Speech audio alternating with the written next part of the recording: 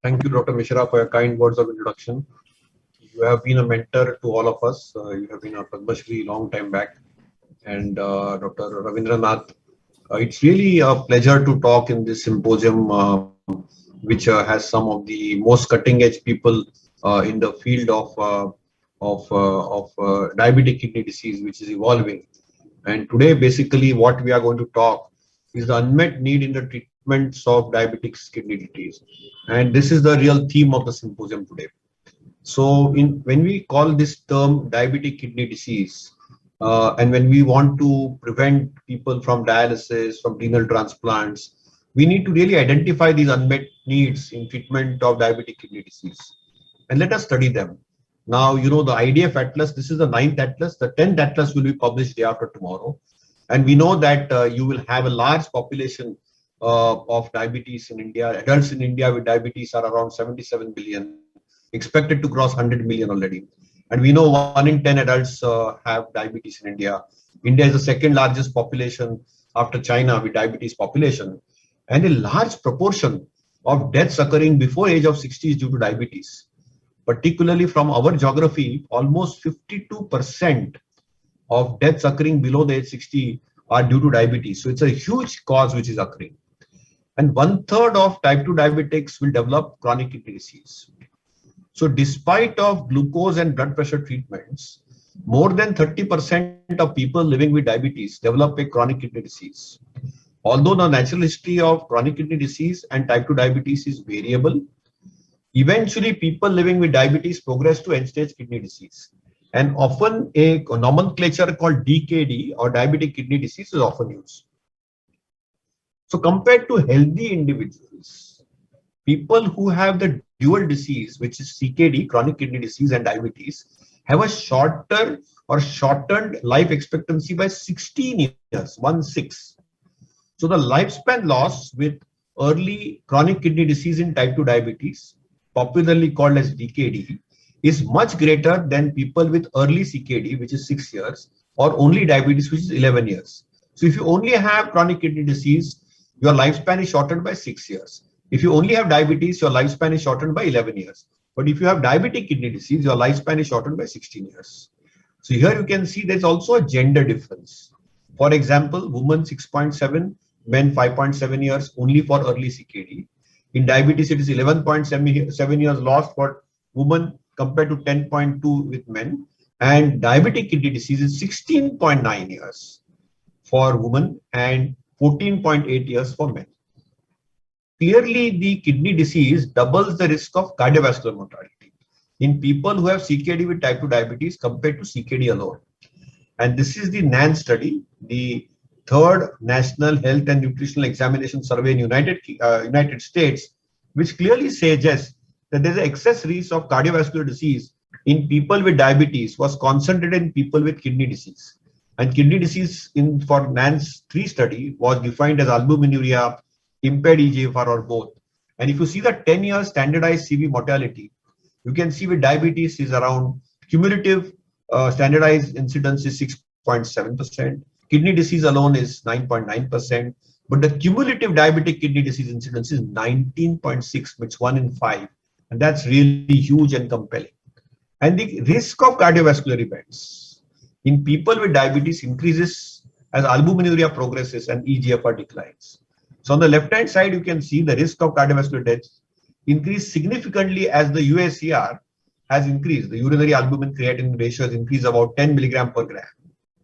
And the risk of cardiovascular death is significantly increased as the EGFR falls below 75 ml per minute per 1.73 meters square. So you can see both the graphs are very compelling on the impact of cardiovascular mortality as per the urinary albumin creatinine ratio or EGFR.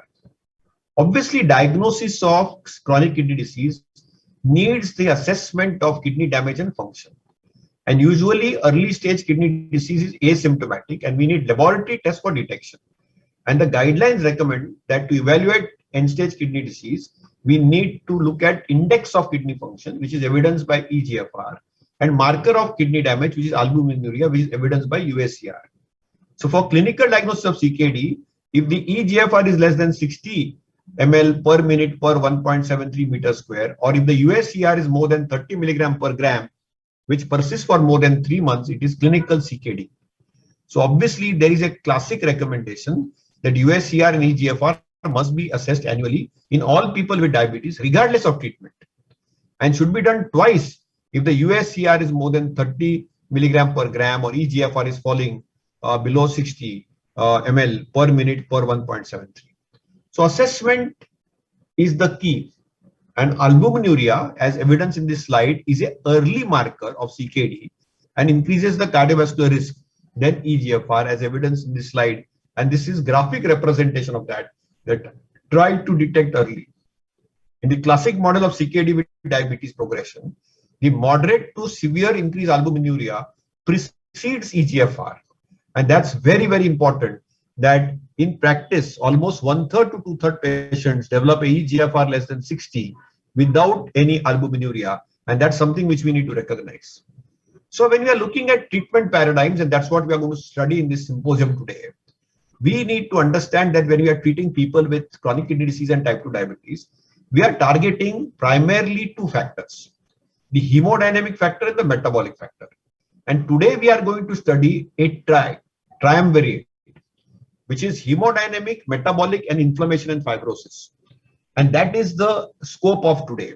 So the driver of DKD or CKD in type 2 diabetes progression are hemodynamic, which is the glomerular hypertension or elevated blood pressure or the increased intraglomerular pressure, where we have ACE and ARBs, we have thiazide-like diuretics and dihydropyridine calcium channel blockers, and SGLT2 inhibitors, which have now certainly revolutionized the field of diabetic kidney disease. From a metabolic standpoint, on the pecking order, again, we have SGLT2 inhibitors, GLP-1 receptor agents, and other anti-hyperglycemic agents. But inflammation and fibrosis has been an unmet need. And that is what we are going to address today. Now, we clearly have old, elegant, classic data of people with type 2 diabetes and advanced CKD who are at risk for chronic kidney disease progression, even when they are treated with the current standard of care. For example, the RENAL trial is an old trial of losartan versus placebo, where the patients with severely increased albuminuria, 100% median of USCR at 1,249, and the primary endpoint of composite of doubling of serum creatinine in kidney failure or death, you can clearly see that it always confers something called as residual risk. So just like you have after statin a residual risk, after a sartan, there is always a residual risk. And the INDT study also showed that after irbesartan versus amlodipine versus placebo, there is a residual risk. So remember, despite of adequate sartan on board or adequate ACE inhibition on board, there will always be a residual risk. This data further got progressed because we know that once we have RAS blockade, SGLT2 inhibitors came out 5 years back. And we know that people who have type 2 diabetes with advanced CKD who are on ACE or ARB plus a gliflozin, like a canagliflozin from Credence data or dapagliflozin from the DAPA CKD data, you can see that still, despite of adequate ACE or ARB or a gliflozin, 11% or 10%, 1 in 10 people still have progression or death of DKD, which means despite of adequate RAS blockade, despite of adequate SGLT2 inhibition, there is 1 in 10 chance of a residual risk. So that is my summary slide. Clearly, today's topic is that we are in a DKD era, chronic kidney disease in type 2 diabetes, and it is a significant amplifier of cardiovascular morbidity and mortality over and alone of type 2 diabetes. It shortens lifespan by 16 years. The risk of cardiovascular events is exponentially increased as CKD increases. Therefore, there is an urgent need to dually do two things, albuminuria and EGFR, for early CKD diagnosis so that we can identify people at cardiovascular risk. Improved early diagnosis of CKD through ASCR screening might improve outcomes of diabetic kidney disease. And remember, despite of excellent molecules like ACE, ARBs, and SGLT2 inhibitors, there is still a high residual risk of cardiorenal events in people with diabetic kidney disease. So I'm really grateful to the opportunity given to me, and I'm certain that we'll have very elegant discussion. But before that, we are going to have two global speakers of world quality who are going to give us insights on this whole new entity of the so-called triumvirate, which is the inflammation and fibrosis.